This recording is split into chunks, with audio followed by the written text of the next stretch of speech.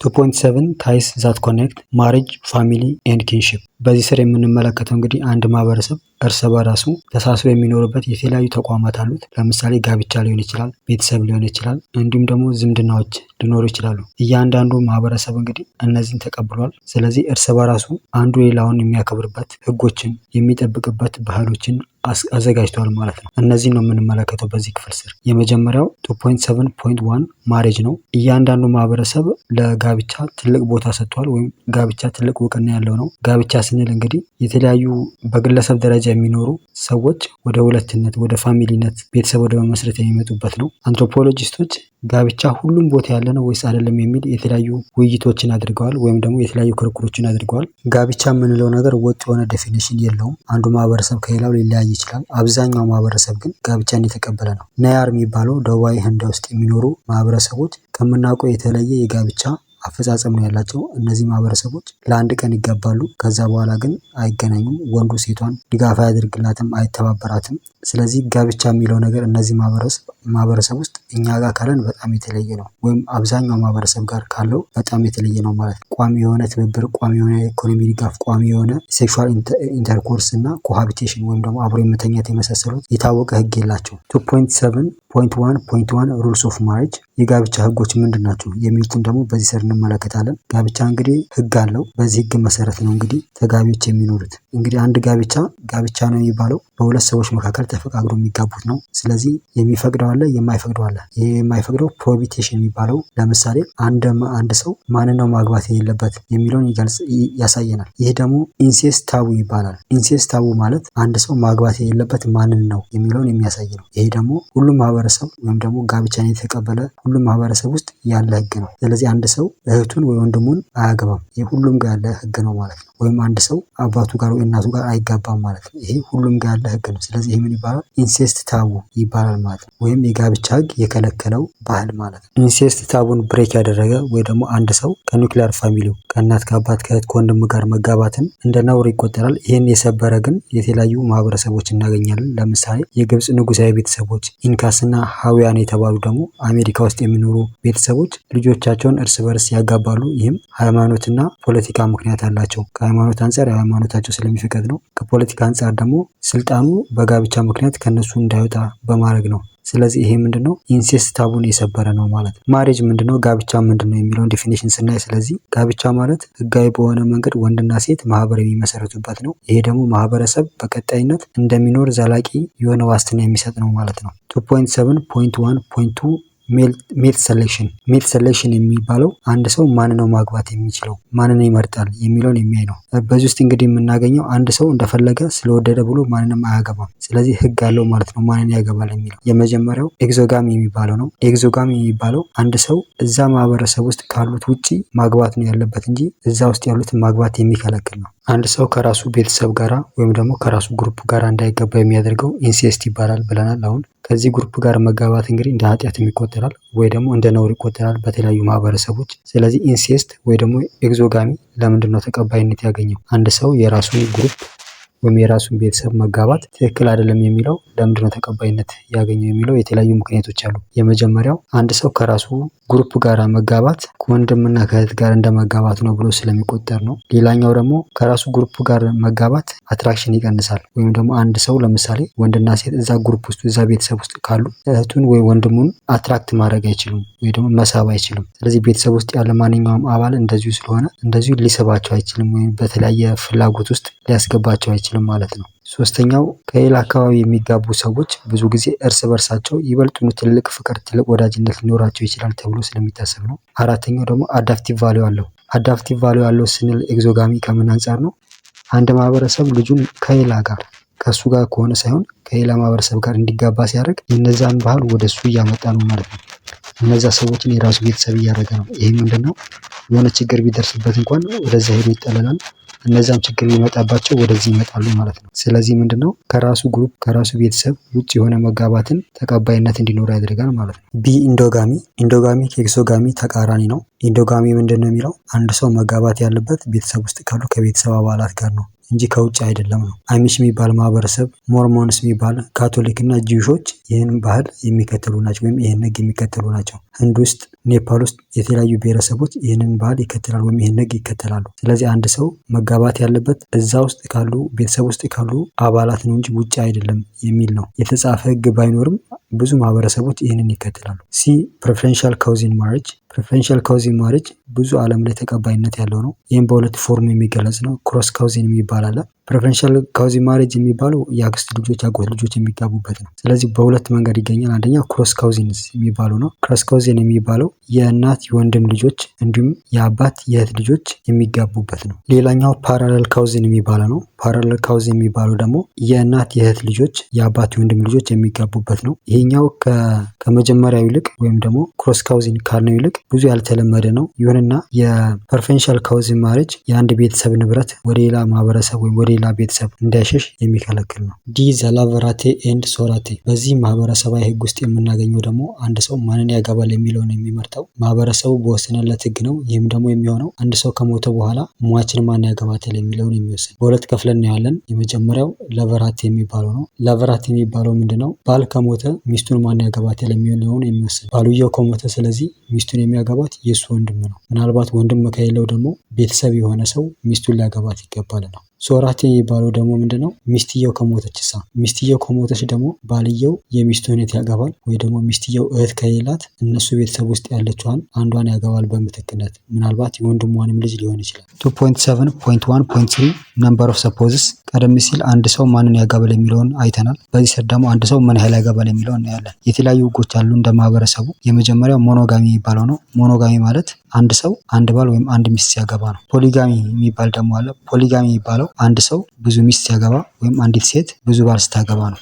ፖሊጋሚ በሁለት ይከፈላል። የመጀመሪያው ፖሊጊኒ የሚባለው ነው። ፖሊጊኒ የሚባለው አንድ ባል ብዙ ሚስቶችን ሲያገባ ነው። ፖሊያንደር የሚባለው ደግሞ አንዲት ሴት ብዙ ባሎችን ስታገባ ነው። ሶሮራል ፖሊጊኒ የሚባለው ደግሞ አንድ ባል ብዙ እህትማማቾችን ሲያገባ ነው። ነገር ግን እህትማማቾች ሳይሆኑ ከቀሩ ግን ነን ሶሮራል ፖሊጊኒ ይባላል። ፖሊጋሚ አድቫንቴጅ እና ዲስአድቫንቴጅ አለው። አድቫንቴጁ የክብር መገለጫ ነው። ይህን ስንል ደግሞ አንድ ሰው ብዙ ሚስት ካገባ እና ብዙ ልጆች ካሉት ክብር አለው፣ በኢኮኖሚ ከፍ ያለ ነው። ስለዚህ ማህበረሰቡ ለሱ ቦታ ይኖረዋል ማለት ነው። ሌላኛው ብዙ ልጆች እንዲያፈራ ያደርጋል።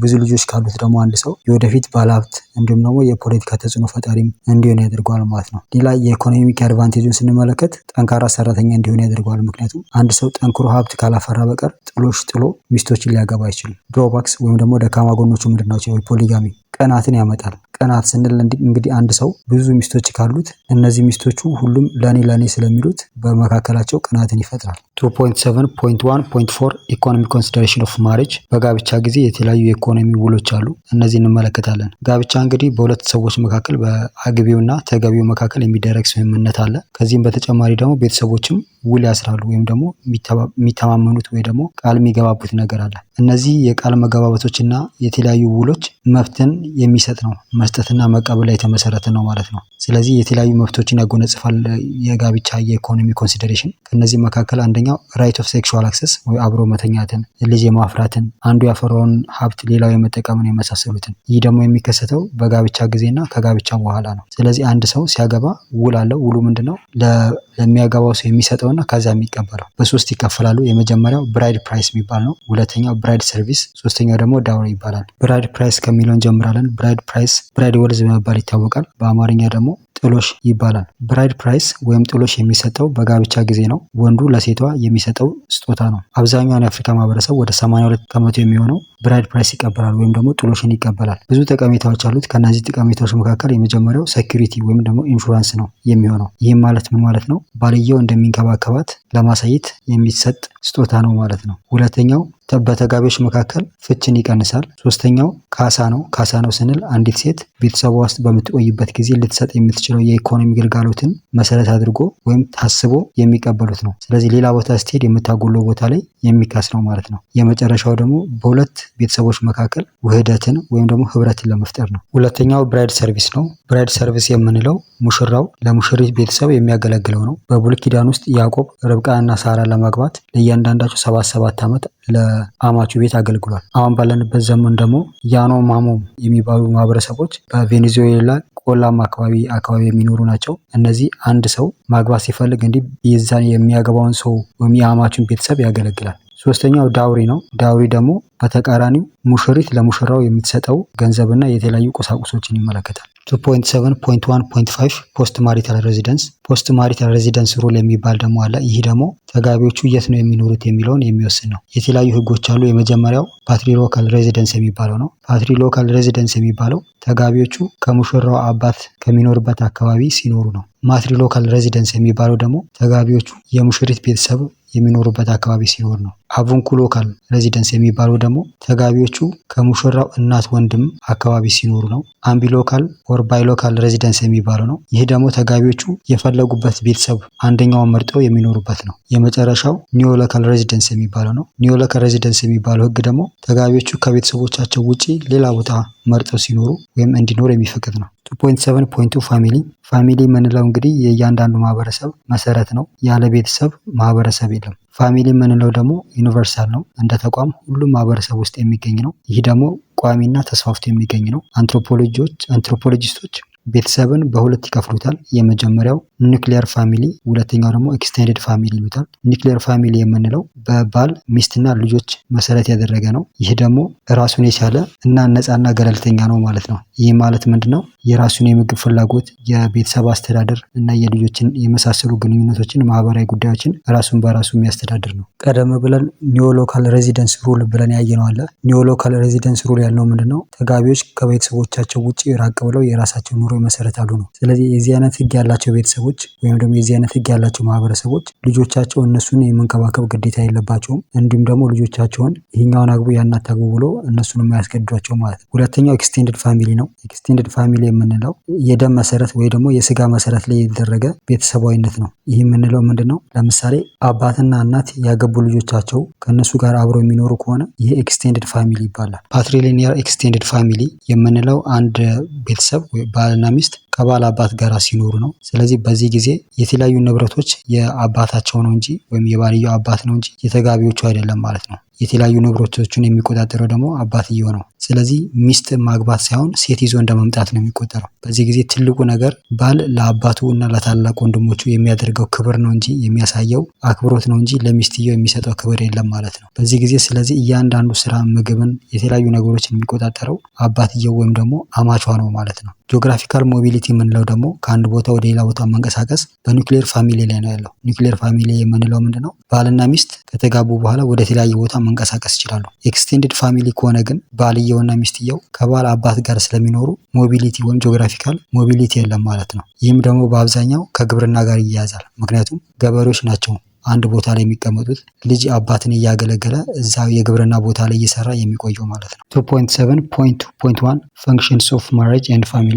ቤተሰብ መመስረት ወይም ደግሞ ትዳር የተለያዩ ጥቅሞች አሉት። ከነዚህ መካከል የመጀመሪያው ባዮሎጂካል ፈንክሽን ነው። ባዮሎጂካል ፈንክሽን የምንለው በተፈጥሮ የሚገኙ የተለያዩ ጥቅሞችን የሚሰጥ ነው። ይህም ሴክሹዋል እና ሪፕሮዳክሽን የምንለው ነው። ስለዚህ ማሬጅ ወይም ደግሞ ጋብቻ ባልና ሚስት አብሮ መተኛትን እንዲሁም ደግሞ ልጅ መውለድን የሚሰጥ ነው ማለት ነው። ሁለተኛው ኢኮኖሚክ ፈንክሽን ነው። ጋብቻ የኢኮኖሚ ትብብርን ያመጣል። ባልና ሚስት ከተጋቡ በኋላ እርስ በራሳቸው እየተባበሩ ቤተሰቦቻቸውን ያስተዳድራሉ ማለት ነው። ሶስተኛ ሶሻል ፈንክሽን። ሶሻል ፈንክሽን የምንለው ጋብቻ የአንድን ቤተሰብ ሀረግ ወይም ደግሞ የዛን ትውልድ እንዲቀጥል የሚያደርግ ስለሆነ ሶሻል ፈንክሽን አለው እንላለን። ኤዱኬሽናል ኤንድ ሶሻላይዜሽን ፈንክሽን። ኤዱኬሽናል ሶሻላይዜሽን ፈንክሽን የምንለው ቤተሰብ ውስጥ ነው እያንዳንዱ ልጅ ስለ ባህሉ፣ ስለ ሴቱ፣ ስለ ወጉ፣ ስለ ሃይማኖት የሚማረው። ስለዚህ ከማህበረሰቡ ጋር እንዲቀላቀል የሚያደርጉት የዛ ማህበረሰብ ባህል እንዲያውቅ የሚያደርጉት የሚያስተምሩት ቤተሰብ ናቸው። ስለዚህ ማሬጅ ኤዱኬሽናል ኤንድ ሶሻላይዜሽን ፈንክሽን አለው። 2.7.3 ኪንሺፕ ቤተሰባዊነት።